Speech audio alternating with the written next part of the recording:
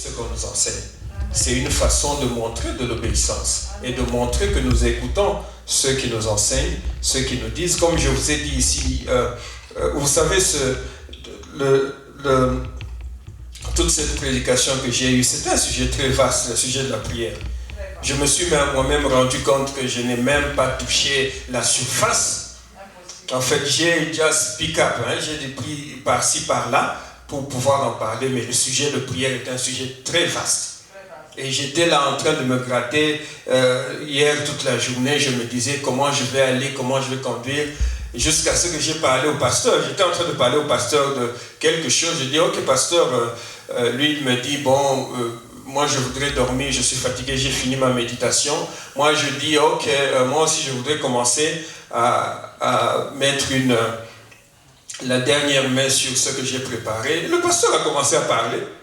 Oui, Papa Kani, vous savez, c'est ça qu'on dit dans le temple. Le pasteur a commencé seulement à parler. Et il a dit seulement quelque chose comme ça, qui a fait un clic dans ma tête. Oui. Et j'ai pu comprendre maintenant comment je devais orienter tout, comment je devais... donc c'est un sujet très vaste, le sujet de la prière, mais c'est un sujet important. Quand on a lu la deuxième partie là, du verset 17, Hébreux 13, là où ça dit « Car il veille sur vos âmes, comme devant en rendre compte. » Bon, c'est le travail que le Seigneur a donné. Comme on a encore dit ce matin, nous rendrons compte pour les âmes que le Dieu nous a donné d'encadrer. Dans le leadership, le pasteur a une grande responsabilité, comme tous les autres pasteurs, dans toutes les églises.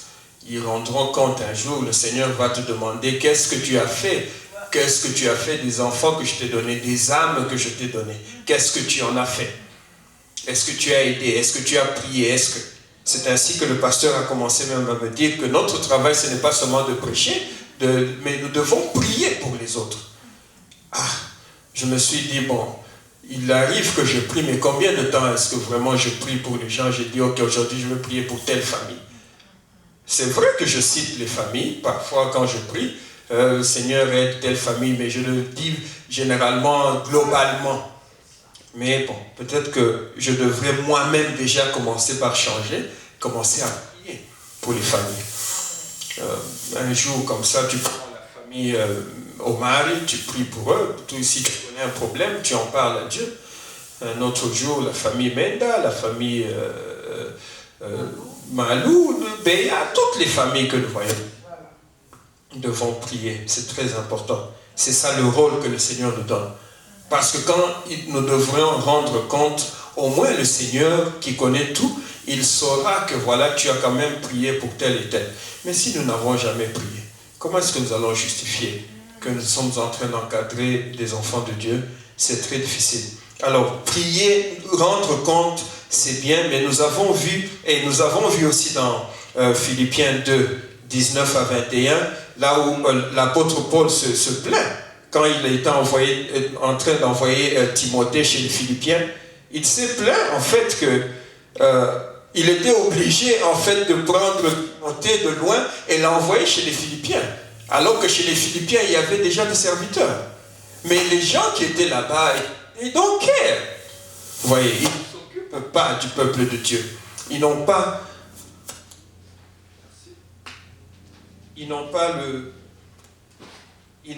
le souci. Ça va. Ok, les gens qui étaient là. Ok, ça c'est un peu. Ok. Les gens qui étaient là. Ça va, on n'est pas à cause de nos voisins, s'ils sont à l'église. Ok. Ça va. Au moins c'est allumé. Donc les gens qui étaient chez les Philippiens, il n'y avait personne qui avait le souci du peuple. Et Paul était obligé de prendre Timothée, de l'envoyer là-bas. D'envoyer quelqu'un au moins en qui il a confiance. Quelqu'un qu'il connaît que non, celui-là va aller vraiment encadrer les enfants de Dieu. Vous voyez?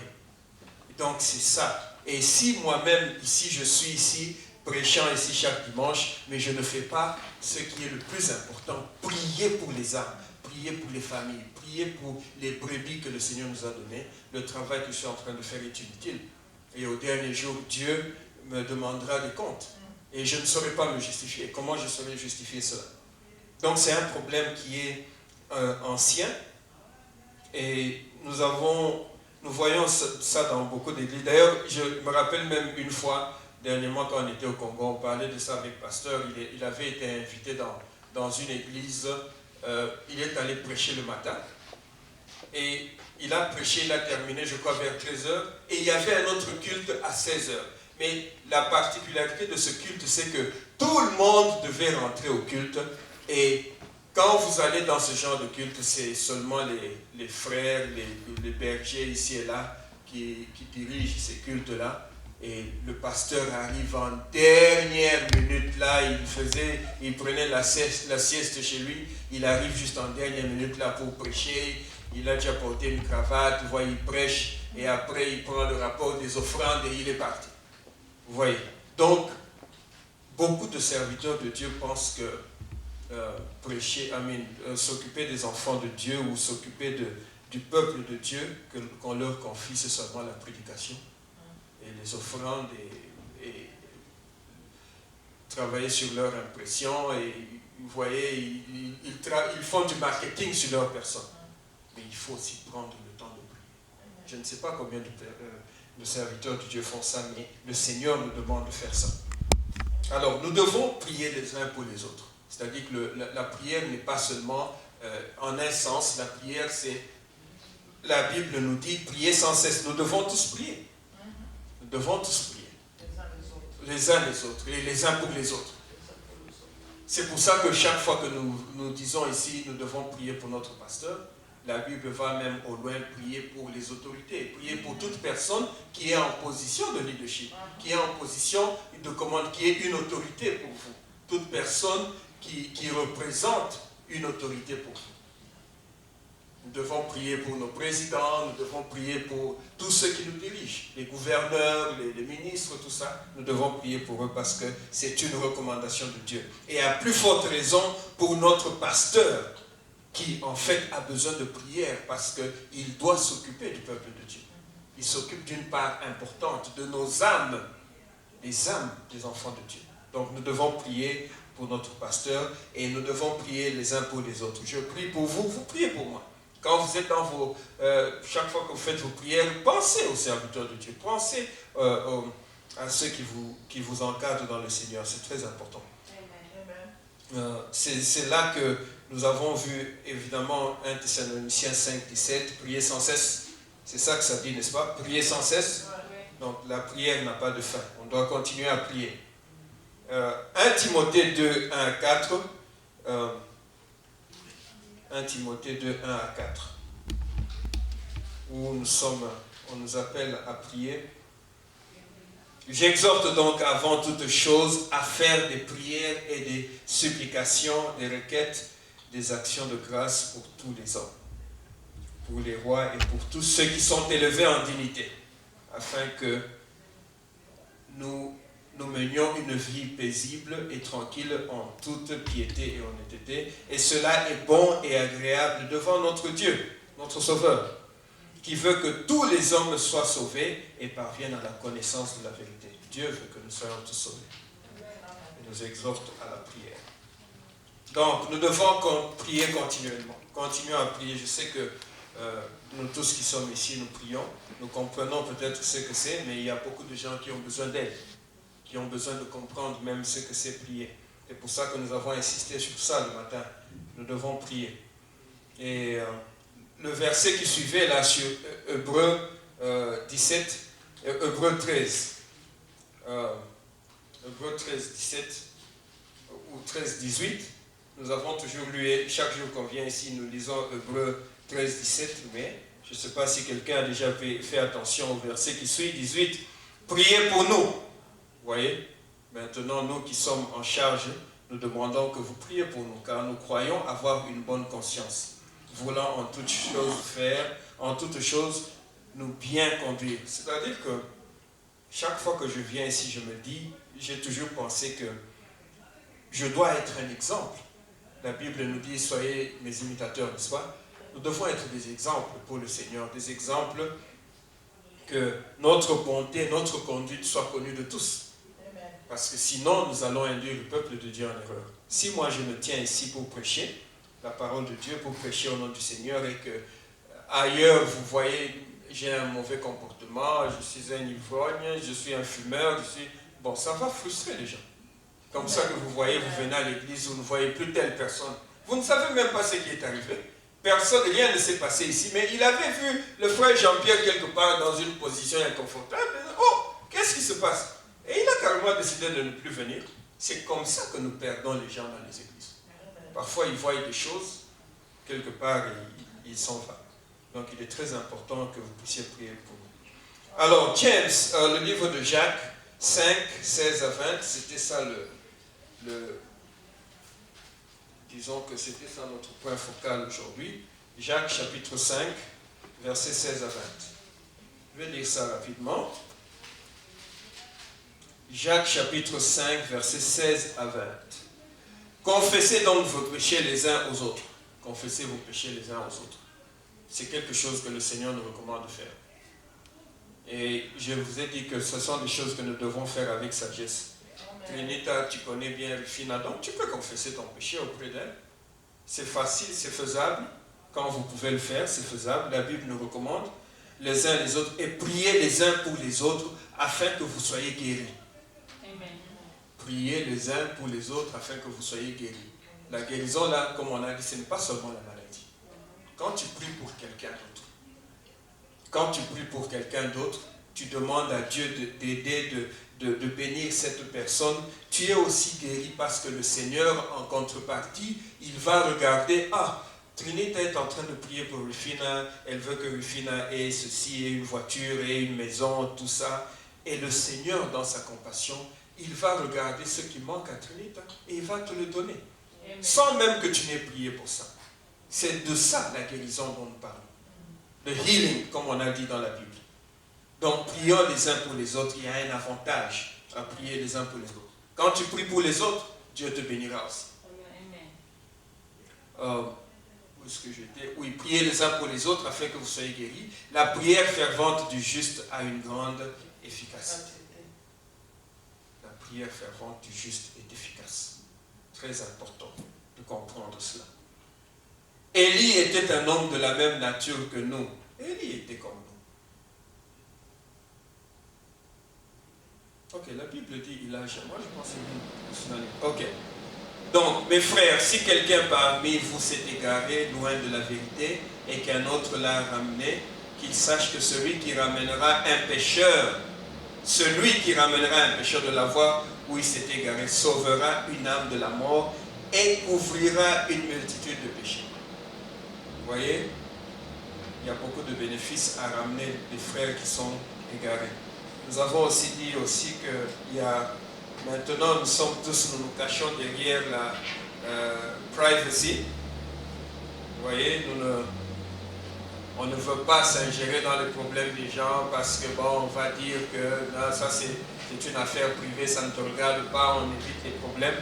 Mais le Seigneur nous dit clairement que si tu vois ton frère qu'il est dans une voie d'égarement, il faut le réprimer ou il faut lui dire, essayer de l'aider. S'il meurt dans cet état, le Seigneur va te demander des comptes. Surtout si tu as la possibilité de l'aider. Donc il faut le faire. C'est une recommandation de Dieu. Amen. Amen.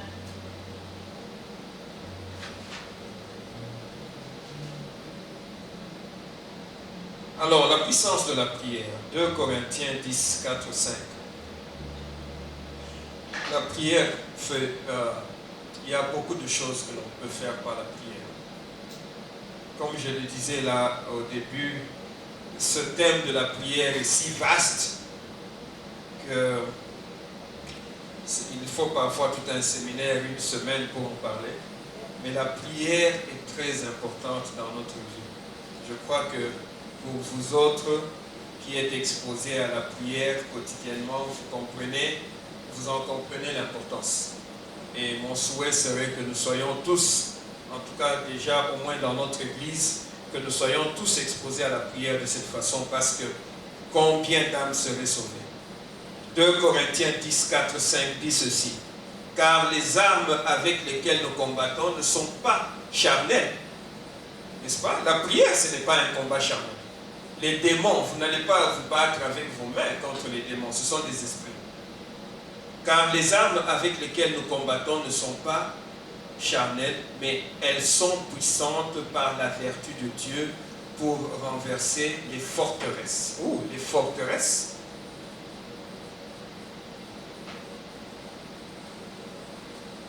Il n'y a que la prière qui peut renverser les forteresses. Les forteresses ne sont pas visibles à nos yeux. Donc ce n'est que par la prière, parce qu'il y a une puissance derrière la prière. Ce n'est que par la prière que nous pouvons renverser les forteresses, que nous pouvons nous libérer, libérer nos familles, libérer nos enfants.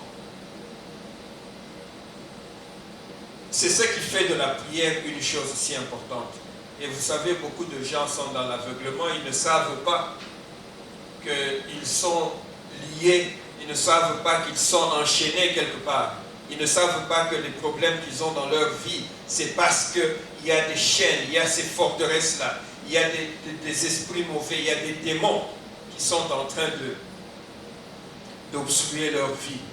Mais si, en tant que chrétien, vous pouvez comprendre que par la puissance de la prière, par la vertu de la prière, vous pouvez briser toutes ces chaînes, vous pouvez briser toutes ces forteresses-là. Je crois que si nous pouvons tous comprendre cela, il y aurait beaucoup de libération dans nos familles. Il y aurait beaucoup de libération dans les familles. Il y a tant de familles qui sont enchaînées aujourd'hui, mais qui ne le savent pas et qui ont besoin de fortes prières.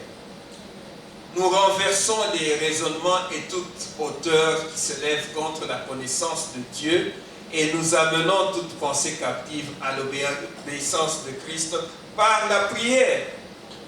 Il n'y a que au moyen de la prière que nous pouvons faire ça. Regardez tous ces gens qui étaient enchaînés, qui étaient dans la sorcellerie et qui sont arrivés à fléchir leurs genoux devant le Seigneur. Ce n'est que par la prière. La prière est très importante, elle est puissante. 1 Jean 5, 14 à 15. Je crois que ça c'est le dernier qu'on va lire. 1 Jean 5, 14 à 15.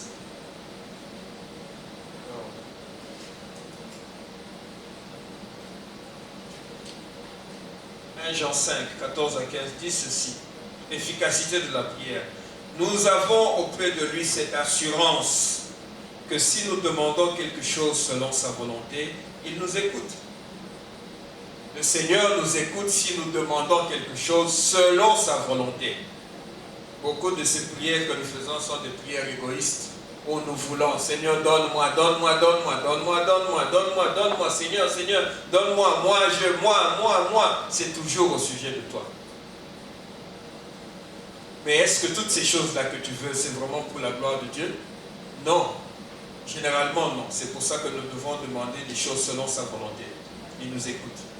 Seigneur, si tu le veux. Seigneur, si tu le veux, par ta volonté, donne-moi ceci, donne-moi ça. Si le Seigneur veut, il va exaucer immédiatement. Mais si ce n'est pas sa volonté, et si nous savons qu'il nous écoute, quelque chose que nous demandions, nous savons que nous possédons la chose et que nous lui avons, la chose que nous lui avons demandée. Si nous savons qu'il nous écoute, si tu sais que ton père t'écoute, c'est ça que l'exemple que j'ai donné, un enfant qui sait que son père l'écoute, il va venir demander avec assurance. Il sait que si je demande ça, mon père va me donner. Donc c'est très important. Donc la personne qui prie, quelle que soit la personne qui prie, quelle que soit l'intention, quel que soit le but de votre prière, le Seigneur va répondre à nos prières selon, si vraiment nous demandons selon sa volonté. Oui, si il n'y a pas sa volonté dedans, et nous avons aussi dit que ces réponses ne sont pas toujours oui. Le Seigneur peut dire non. Ou le Seigneur peut ne même pas répondre. Tu demandes quelque chose, il n'y a aucune réponse. Ou tu demandes quelque chose, le Seigneur dit non. C'est une réponse. Non est une réponse. Nous nous attendons toujours à un yes, oui, mais non est une réponse. Mais quand il y a un non, c'est toujours pour notre intérêt. Ce qu'on a appelé our best interest. C'est pour notre intérêt que le Seigneur dit non. Parce que lui, il connaît. Lui, il connaît le bon moment. Il connaît ce qui est bien pour nous. Nous nous précipitons souvent, nous voulons des choses, nous donnons des deadlines, comme on dit au Seigneur. Seigneur, est-ce que je peux avoir ça je peux avoir ça au plus tard le 20. Bon, au plus plus tard le 20, ça c'est une date que toi tu as fixée, mais est-ce que le Seigneur veut que tu aies ça au plus tard le 20? C'est pour ça que ces prières que nous avons mal faites, nous avons perdu beaucoup de temps, beaucoup d'années à courir derrière les choses sans chercher la volonté de Dieu, et Dieu n'exauce pas ça. Dieu seul sait. God knows. Dieu seul sait. Nous devons continuer à dire Dieu seul sait, mais maintenant le dire justement avec la compréhension que lorsque nous disons Dieu seul sait, nous devons le laisser faire, le laisser réfléchir. Nous disons souvent Dieu seul sait avec tristesse, mais derrière ça, nous ne sommes pas prêts d'accepter que le Seigneur peut agir, il va agir lui-même. Donc Dieu connaît ça. Amen. Nous sommes presque à la fin. Si nous ne prions pas, c'est ça que nous avons dit ce matin, si nous ne prions pas, comment est-ce que nous allons espérer sauver nos familles, sauver nos enfants? Comment est-ce que nous allons espérer que nos familles peuvent s'en sortir? Le monde d'aujourd'hui est un monde très dangereux, comme je vous disais ce matin, surtout avec les enfants. Nous devons continuellement prier pour que le Seigneur nous aide, même nous-mêmes, nos vies. Peut-être que si tu es au Congo, tu peux penser qu'il y a la sorcellerie partout, il y a des sorciers partout. Mais même ici, il y a la sorcellerie. Même ici, il y a beaucoup de choses. Même ici, il y a des esprits qui se promènent. Exactement comme ils se promènent au Congo, là. Il y en a aussi ici. Donc nous avons continuellement besoin d'avoir notre esprit connecté au Seigneur. La Bible dit, je crois dans le même Thessaloniciens 5, 2 Thessaloniciens 5, 1 Thessaloniciens 5, n'éteignez pas l'esprit, n'est-ce pas? Il ne faut pas éteindre l'esprit. Nous devons rester continuellement en contact avec notre Dieu pour que le Seigneur nous protège. C'est très très important. Et surtout pour nos familles. Nous avons des problèmes dans nos familles. Au moment de Dieu, on parle souvent ici, il donne un témoignage dans sa famille. Et c'est dans toutes les familles, il y a des problèmes. Et ces problèmes demandent la prière. Ces problèmes demandent que l'on prie, vers Dieu continuellement. Que l'on demande à Dieu de prier, de libérer nos familles, de libérer nos frères, nos sœurs. Parce que la plupart de nos frères et nos sœurs que nous avons, surtout si nous nous sommes séparés d'eux depuis longtemps, on ne connaît même pas leur état d'âme aujourd'hui. Il y a beaucoup de choses. Au Congo, là-bas, tu peux avoir quitté le pays il y a 10 ans et ton frère est dans la franc-maçonnerie, tu ne le sais pas. Il ne te dira pas. Mais comment est-ce que qui va te le révéler si tu ne pries pas? Amen. C'est-à-dire que le Seigneur peut te révéler l'état d'âme de tes frères et sœurs. Amen. Oui, c'est très important. Quand vous connaissez certaines choses, quand le Seigneur vous révèle certaines choses, il faut être sérieux et comprendre que sans Dieu, il y a des choses que vous ne pouvez pas faire. Ouais. Avec le temps, moi je peux simplement dire, peut-être sans détail, que par exemple notre cadette Amanda, vous savez Amanda, nous l'avons prise ici, elle était toute petite. Donc il y a une grande partie de la famille et du côté de notre maman et qui veulent toujours réclamer Amanda. Mais il y a beaucoup de choses que moi je casse. Amanda, oh Yakani, je voudrais... Non. Quand quelqu'un appelle, hey, Amanda, non, laissez l'enfant tranquille. Parce qu'il y a beaucoup de choses que je sais maintenant qu'elle ne sait pas. Tu vois, elle, c'est une américaine. Mais moi, il y a des choses que je comprends. Non, je casse ça. Parce que avec l'aide du Seigneur, il y a beaucoup de choses que nous comprenons maintenant et on ne peut pas laisser. C'est comme ça que nous devons protéger nos familles et constamment prier pour que le Seigneur nous aide. Donc, c'est très important. Nous avons dit en conclusion le message que nous avons mis là-bas sur le tableau que si tu ne pries pas, tu seras une proie. Donc, si tu ne pries pas, tu seras une proie. Au lieu que tu sois celui qui prie, tu seras maintenant la proie, tu seras maintenant la victime. Et quelqu'un qui ne prie pas, en fait, est une proie, même s'il ne le sait pas ou il ne voit pas ça. Parce que sans le Seigneur, sans Jésus-Christ, tu es juste un corps ambulant là qui se promène, même si tu as de l'argent. Le diable est un prédateur. C'est ça, justement, sa nature. C'est un prédateur. Satan veut nous éliminer, nous faire du mal, nous tuer. Ça, c'est sa première mission. C'est tuer les gens, enlever. Diviser les familles. Quand on voit que c'est celui-ci peut-être l'espoir de la famille, tout ça, si tu ne fais pas attention, le diable va t'éliminer pour que les autres derrière toi souffrent. Donc, on doit comprendre ces choses. Si tu ne pries pas, tu seras une proie. Vous voyez vous-même quand on regarde les Animal Kingdom, National Geographic, vous voyez comment les lions, ils ont la dominance sur tout le monde, eux, ils ont la force. Les autres ne sont pas, ce sont des proies constamment en train sur le qui-vive. Les animaux, là, les antilopes sont constamment sur le qui-vive.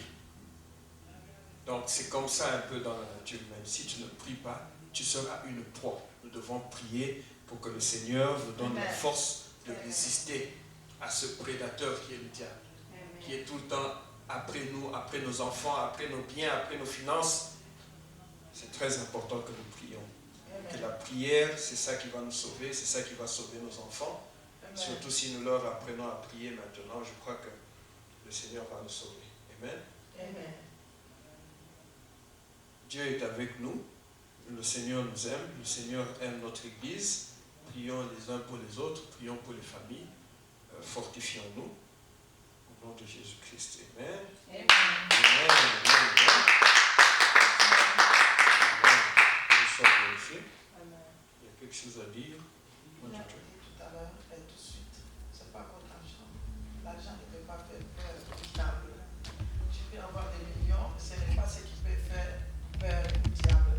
Mais ce qui fait peur au diable, c'est le nom de Jésus, que toi, tu utilises dans la crainte. Comprenez? Et quelqu'un qui n'a pas la vie de prière, c'est comme Papa Camille a dit, c'est invité. Je vous dis la vérité. Et même dans l'église, si nous sommes, tout à l'heure on a prié dans le cas ici, il n'y avait pas l'appel là-bas. Mais le Seigneur nous avait révélé des cas particuliers dans la vie des gens. Parce que nous prions pour les gens, on peut nous révéler telle personne, il y a une situation qui va arriver, l'accident, la mort ou la maladie. Mais toi tu ne pries pas. Comment tu seras capable et comment le Seigneur va se révéler à toi pour que tu voies même ce que le diable est tenté de faire dans ta vie, dans ton foyer ou dans ta famille. Il est très difficile. Moi, je crois que la prière est une bonne chose. Et on ne peut pas prier si on n'invite pas Jésus dans sa vie. Il faut que Jésus, c'est lui qui va nous aider. C'est lui, même par son Esprit Saint, qui nous donne les capacités de pouvoir, vous voyez, prier. Vous voyez? Et je me souviens, mon témoin, c'est il y a quelques années passées. Parmi mes enfants, j'étais toujours, comme d'habitude, j'étais à genoux, priant pour les hommes. Le Seigneur m'a révélé une chose pour un homme. Ça, je n'ai jamais oublié. Personne que ce soit papa, moi, on ne savait pas what was going on. Comme c'était moi, papa était en Afrique. J'ai dit, j'ai amené cet enfant dans ma chambre. Moi, j'ai dit, regarde, avec des détails. L'enfant s'est à genoux, c'est moi. Devant moi, il disait, prie pour moi, maman. Moi, j'ai dit, regarde là où tu es en train de partir. Regarde. C'est quoi? Amen. Mais comment Dieu va nous révéler les choses? Nous vivons dans ce monde ici où il y a plein de choses. Même dans nos familles, si on ne prie pas, on ne saura même pas connaître les états d'âme de membres de famille. Comme Papa Camille a dit, moi je suis parti en Afrique. J'ai vu mes frères et sœurs propres après 34 ans, 40 ans. Quand moi je suis venu à l'université, il y a 2, 3 qui étaient nés. Donc j'ai laissé le bébé là, l'autre. Et il y a 1, 2 qui étaient nés après moi. Moi j'étais à l'université, je ne suis jamais retourné chez nous. Et je me suis marié à Kim et commencé la vie. C'est la maman qui est venue quand j'étais maintenant dans le mariage. Les autres. Mais quand je partais, je m'étais préparé spirituellement parce que ne connaissant pas tous les membres de famille, je me dis, les choses spirituelles sont cachées. Vous voyez, ce n'est pas le combat charnel, non. Je m'étais préparé à prier et vraiment le Seigneur a fait le travail dans la famille. En commençant par la maman. Vous voyez? Donc la prière, bien aimée, c'est pas la prière, mais nous allons parler à notre papa qui est notre Dieu. Mais comment toi tu parles au Seigneur sans la prière? Il faut entrer dans la prière, il faut être continuellement dans la prière. Comme Papa Kani a dit, la prière, ce n'est pas seulement prendre 20 heures. Moi, je crois fermement, une prière fervente, avec même peu de temps, avec la foi, je vous dis, c'est une prière efficace. Mais la Bible nous dit continuellement, tu peux rester en prière pendant 2 heures, pendant 3 heures, pendant 4 heures, pendant 5 heures, pendant 20 minutes, 30 minutes, 50 minutes. Dieu donne les capacités. Vraiment, c'est un sujet très très grand. Quand Papa Kani parlait, donc quand nous regardons dans la Bible la prière, c'est beaucoup. Vous voyez? Et même pour la guérison, comment? Si nous ne prions pas, comment nous allons obtenir la guérison? La Bible même dit, allez aux anciens de l'Église, Jacques chapitre 5, verset à partir de 13 jusqu'à 15. Ils vont prier pour vous. Donc tout se demande et le Seigneur nous donne selon sa volonté comme il a dit. Parfois nous prions, on ne voit pas tout de suite, il ne faut pas. Donc être malade, te garde. He knows the right time. Il va venir et il va faire. Et surtout peut-être il croit que s'il t'est donné maintenant, c'est... Tu seras crazy. Alors il attend, comme Jimmy a dit, en passant dans tout ce qu'il est passé pour terminer le fils de la Sochette. Et il a appris beaucoup parce qu'il était devenu humble. Parce que tout ce qu'il préconisait dans sa vie ne pouvait pas se réaliser en less than 25. Il disait je dois faire ça, je dois faire ça. Donc ça c'était oui. Mais selon Dieu, ce n'était pas ça. Amen. Nous devons vraiment faire, vraiment compter sur Dieu, aller au Seigneur avec la prière tout le temps. Tu prends ta voiture, tu veux sortir, allez. Il faut prier avant de manger. Tu vas chez les gens, tu vas manger sans prier. Tu sais qui a préparé cette nourriture. Qu'est-ce qu'on a mis dans cette nourriture-là? Nous devons prier continuellement. Je voulais dire à Papa Kani, Élisée c'est Elisha. Elisha c'est Élie. Ok, je vais prier pour clôturer. Prions. Nous allons recommander maintenant cette journée entre les mains de Dieu. Pour le reste de l'après-midi, que le Seigneur soit avec nous, qu'il soit avec nos familles, qu'il nous guide. Prions au nom de Jésus-Christ. Seigneur Dieu Tout-Puissant. Papa, nous te disons merci et nous te rendons grâce parce que par ta grâce, Seigneur, nous avons pu terminer le programme de ce jour, du moins à l'Église. Merci Seigneur d'avoir été avec nous. Merci Éternel de nous avoir bénis, de nous avoir fortifiés. Merci d'avoir parlé à nos cœurs. Merci d'avoir réparé nos vies, réparé nos mariages. Merci parce que tu nous as guéris. Merci parce que tu as ouvert les portes. Merci parce que tu nous as bénis, Papa. Merci parce que, Seigneur, tu as mis sur nos routes des personnes pour nous bénir. Merci, Seigneur, parce que tu nous as ouvert des bénédictions. Merci parce que ceux qui sont malades sont guéris en ce jour. Merci parce que ceux qui avaient besoin d'un travail vont trouver du travail. Merci Seigneur parce que ceux qui ont besoin d'un véhicule ont trouvé un véhicule. Merci parce que nos besoins Seigneur, nos besoins, mon Dieu Tout-Puissant, trouveront solution ce jour. Je te bénis et je te rends grâce Seigneur. Sois élevé Papa, sois glorifié Dieu Tout-Puissant. Toi tu es Dieu, tu es bon pour nous. Chaque fois que nous venons à ta présence Seigneur, tu nous donnes une solution. Je recommande donc le reste de cet après-midi entre tes mains, Papa. Sois avec nous au moment où nous quittons cet endroit. Dieu Tout-Puissant, souviens-toi de chacun d'entre nous. Couvre-nous dans le sang de Jésus-Christ, le sang glorieux de Jésus-Christ, Seigneur. Va avec nous, protège-nous sur les routes. Seigneur, bénis nos familles, bénis tous nos frères et sœurs qui sont déjà à la maison en ce moment. Que ta grâce soit sur eux, Seigneur. Nous recommandons le reste de la semaine entre tes mains. Saint-Esprit, va au-devant de nous. Pour tous nos programmes, Seigneur, pour le programme de mercredi, la prière de mercredi, pour notre programme de vendredi avec la jeunesse, la chorale de samedi, l'intercession de samedi après-midi, le culte de dimanche le matin et La lecture de la Bible le matin, Seigneur, le Bible study le matin, nous recommandons tout cela entre tes mains. Seigneur, nous prions que tu sois avec nous, que tu nous fasses réussir, ô Dieu Tout-Puissant, que tu nous protèges, Papa, protège nos enfants qui rentrent à l'école demain, bénis-les sur toute la semaine. Nous prions pour Pasteur Omar qui est au Congo, Seigneur, et qui a beaucoup de choses, qui prépare des mariages, il y a beaucoup d'événements pour l'Église. L'Église vient de déménager dans un nouvel endroit. Seigneur, que ta grâce soit sur lui et sur nous tous. Sois élevé, sois glorifié en ce moment, Seigneur. Va au-devant de nous. C'est dans le nom tout-puissant de Jésus-Christ, notre Seigneur, Sauveur et Rédempteur, que nous avons ainsi prié. Amen. Amen. Amen. Thank you very much. Thank you. Oh, je